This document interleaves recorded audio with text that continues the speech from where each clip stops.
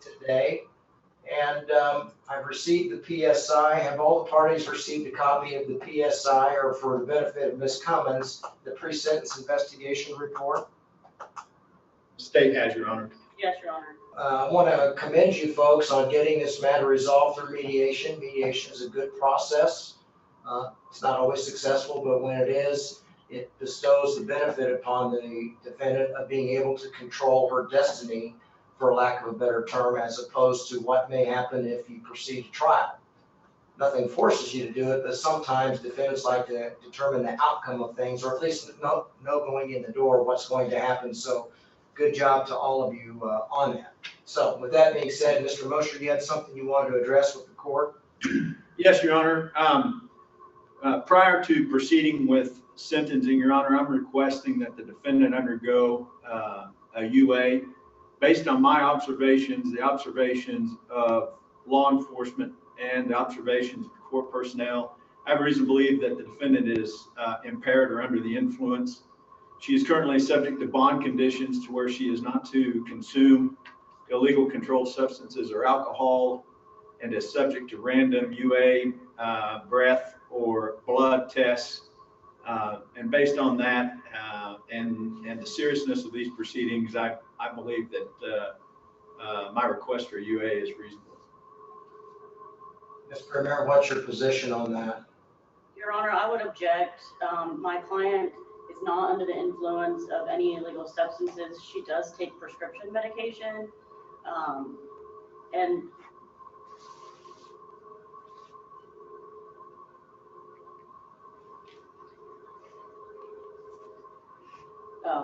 so Judge, we would object at this time. Well, I think the number one question I've got is, does your client actually take prescription medications? And if so, what are the side effects or contraindications? Judge, she takes, it's like a non-narcotic, but it's for muscle relaxer. Does she take all of those simultaneously, or are they staggered throughout the day? Judge, she takes in the morning, and then the other one she takes at nighttime. Mr. Mosher, what's the basis? What phenomena or symptoms have you observed that makes you think that a UA may be appropriate at this time? Your Honor, the behaviors I'm seeing, I would associate with what I've observed previously, what law enforcement described to me as tweaking. And I can try to bring the officer in if you want to hear more from him, if that's the case, Your Honor. I think the best way to handle that is we bring him in and we actually swear him in, and I'll allow you to ask your questions, and then I'll allow Ms. Premier to do that. Yes, Your Honor.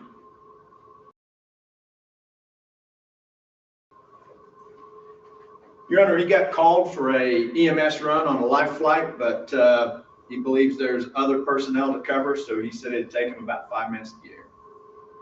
Okay, if we can stand in recess at this point.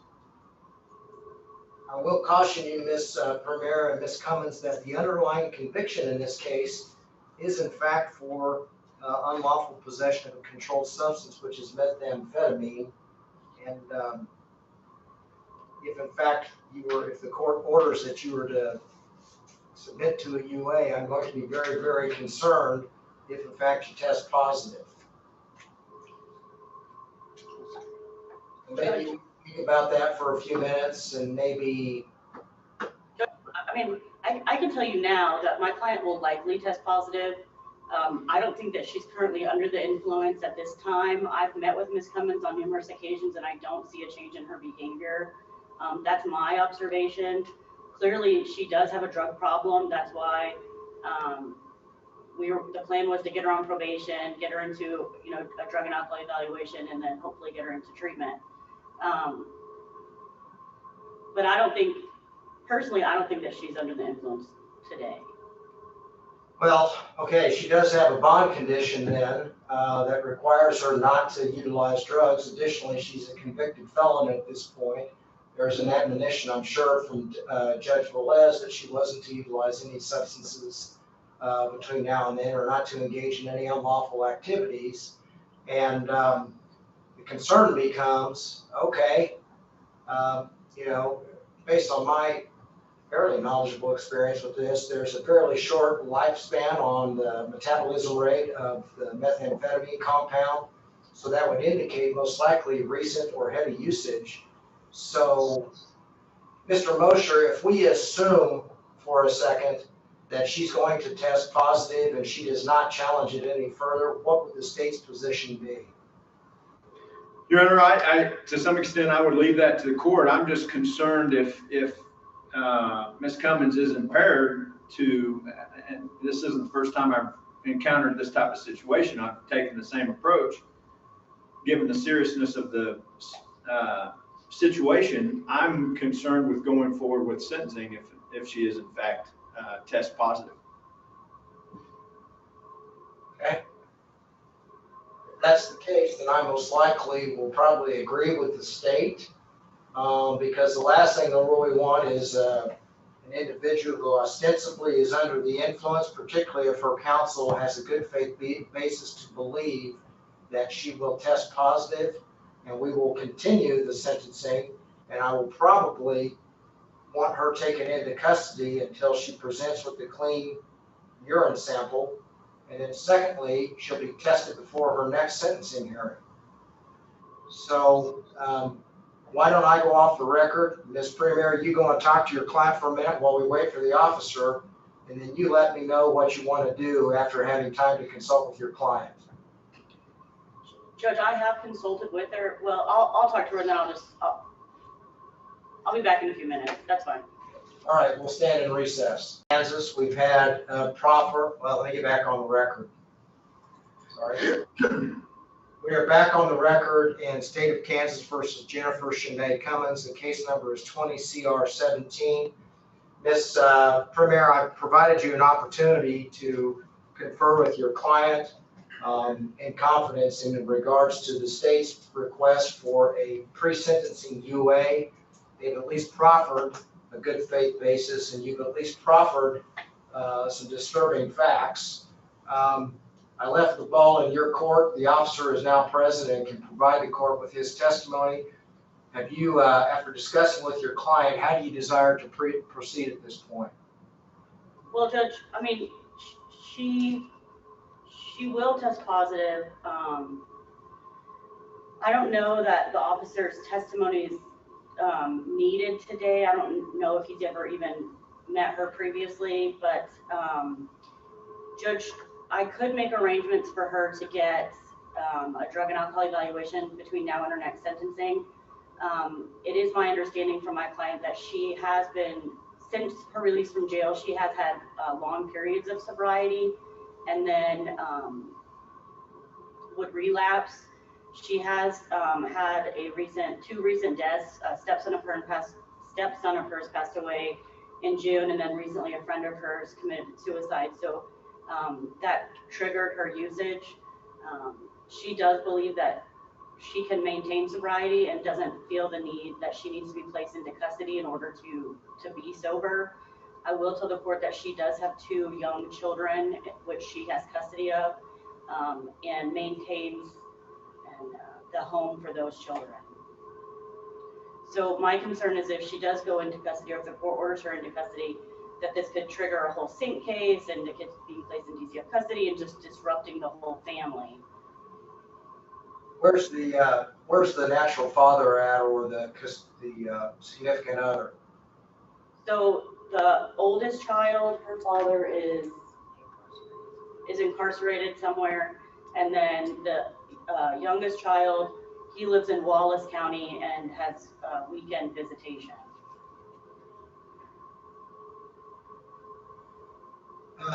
Mr. Mosher, I'm willing to accept the proffer of Ms. Premier Chavez that her client will test positive for today's purposes. Is that adequate for your purposes, or do you still want the officer to testify?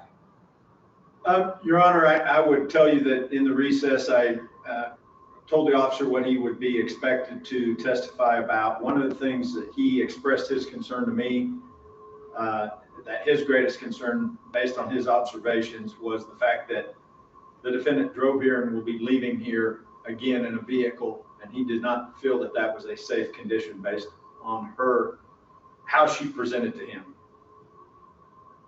Mr. Premier, where does your client live? She lives in Deerfield. And how far from Tribune is that? Like an hour and a half, hour and 15, I would say. Where are the children at now? I'm sorry. Where are the children at now? Oh, they took the bus home from school, and so they should be at that residence. Who lives in the residence besides the defendant and the children? Nobody else. Are there family members in the town where she lives at? No, Your Honor.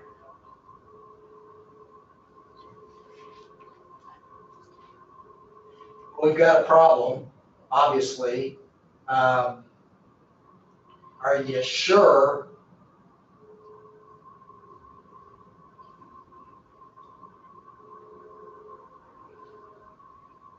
Judge, she could make, if the officer is concerned about her driving, Ms. Cummings could make arrangements for somebody to come pick her up and drive her back, and then they could possibly come and retrieve the car with someone else if the officer has concerns about her driving. Well, I would think that Ms. Cummings would be concerned about her driving because the officer ostensibly has a good faith basis to issue yet another charge, and I'd be worried if I were her about having a potential another conviction. Mr. Mosher, I don't know what facilities are available up there or what programs are available. But if I order her to be taken into custody until she gives a clean UA, is there anything that can be done to ensure those kids are taken care of until she's released and can pass the UA? I don't want them left alone.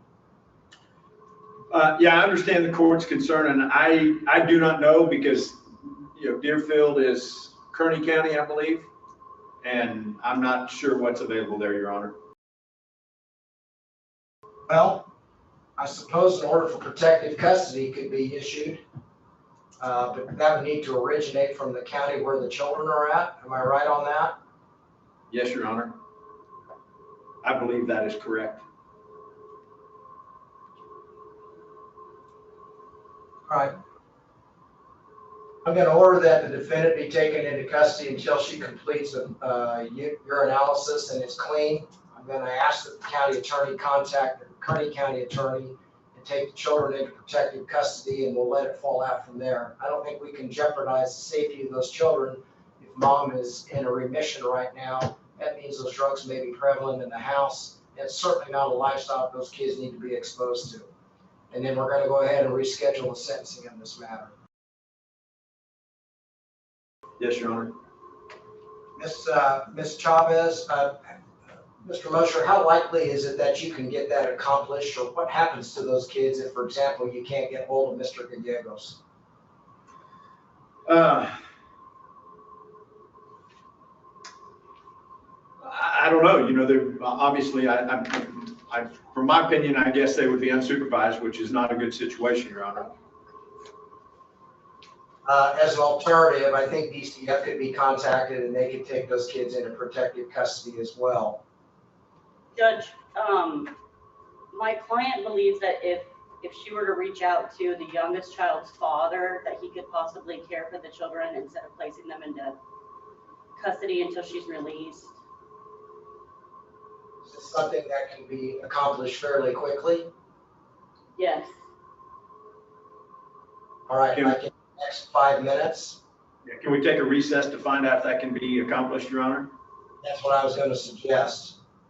All right, we're going to stand in recess. In all likelihood, the defendant would test positive for methamphetamine on this date, the date of her sentencing. So with that being said, that brief overview, Ms. Premier, what's your client's position at this point? Judge, I wanted to let you know I spoke with Retta Underwood, who is the maternal aunt of Miss Cummings. She's actually on the line. I just had her hold on so that if you wanted to hear from her personally, you could. She is willing to go over to the house and pick the girls up. They're out of school for the remainder of the day and the remainder of the weekend. So she's able to care for them. Okay, very good. So, Ms. Perry, I don't need to speak to her. I mean, I'm going to rely upon what you've advised me. The biggest thing I wanted to make sure is that those children were protected and they're not sitting in a home without somebody taking care of them. And if you feel comfortable with those representations, then at some point we have to rely upon that. I would rather they were in the custody of a family member as opposed to being taken into foster care, for example, whatever the situation may be. So with that being said, we are not going to have the sentencing on this date. We're going to take Miss Cummins into custody, and she's going to remain there until she tests positive for a urinalysis. You mean negative? I mean negative for a UA. The other concern that I've got is, does that satisfy the inquiry of the state, or is the state looking to revoke her bond in its entirety, or will that suffice for now? That will suffice for now, Your Honor. The other thing, I'm going to add some additional conditions of your bond here, and that's going to be that you are going to have to undergo at your expense every Monday and Thursday until the date of your sentencing a urinalysis, and it needs to be at somebody reputable. I know in Finney County, Escalates will do theirs, and some of the trucking companies will do those, and they're certified. If you don't do it, you got a big problem. So that's Monday and Thursday. I want those results submitted to Mr. Mosher's office no later than 5 o'clock on those 2 days. Finally, be prepared at your next sentencing hearing. You're going to be subjected to a UA before we ever commence with the actual sentencing itself. Are there any other conditions that the state would request at this time? No, Your Honor. All right, so the next thing we're going to do is we're going to look for a new sentencing date. I would probably encourage you, Ms. Premier, just like you indicated earlier, that between now and the next sentencing date, that you obtain some type of drug evaluation if possible. If not, it will be ordered pursuant to the PSI. If your client truly has the problem she does, says she does, it may be beneficial to even assist court services or community corrections, excuse me. Your Honor, just not to interrupt, but I still have Miss Underwood on the line. Can I let her go so she's not just on hold? That's fine, and you can authorize her to go and pick those children up now. Miss Underwood, can you go get the children? Yes. Okay, so They need to be with family. okay, so if you wouldn't mind going to get them, I'm gonna let you off the line, okay? Okay. Thank you.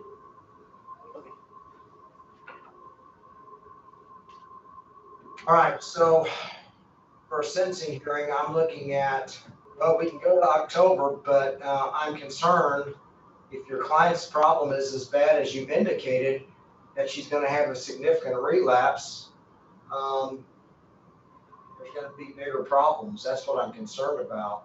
On the 5th of September, I'm available. That's Labor Day, Your Honor. Oh, so I'm not available. 10 Mountain, that'd be 11 Central. All right, I always get confused on this. If I need to be there by 10 your time, what time do I need to leave here? 10. You would need to leave there At 9:30 Central Time. Okay. So, I feel like I'm in a MASH episode. We're gonna have the sentencing hearing at 10 o'clock a.m. Mountain Time. All parties will appear in person. That's on the 11th of October. And I'm gonna leave at 9:30 to be there by 10, Correct. which was 2 days ago yesterday, so. All right, so in the interim, Ms. Cummins, got your marching orders. So unfortunately, you're gonna have to do those UAs, and they're not cheap on Monday and Thursday of each week. You kind of brought this on yourself, and I'm sorry you gotta incur those expenses, but it's better than the alternative, don't you think? Very much so. Okay. And those need to be faxed or emailed to my office by 5 p.m. on the day of the test, correct, Your Honor? That's correct. It has to be from a reputable or certified individual testing agency. So for example, I had a case one time where domestic matter, but the husband was utilizing heroin and meth, and the judge ordered him to submit to a UA. Well, he took a video of himself taking a pee and submitted that to myself and the court. No, that doesn't work. Then he tried a home kit remedy. No, that doesn't work. I want it from an agency because he was manipulating it. So that's why I want it to be from somebody reliable. All right. I would impose a reporting requirement, but I don't know if Kearney County would do that, and having a report by phone to the Greeley County Sheriff's Office seems like kind of a waste of time. So the original conditions of your bond are reimposed. You've got your UA requirements that are imposed on you, and I think you got more at stake the next time around if it happens again, because then your kids are going to be brought into this in all likelihood. So have I made myself clear today on what's expected of you, Ms. Cummins? Yes, Your Honor. All right. Is there anything else we need to put on the record for today's purposes?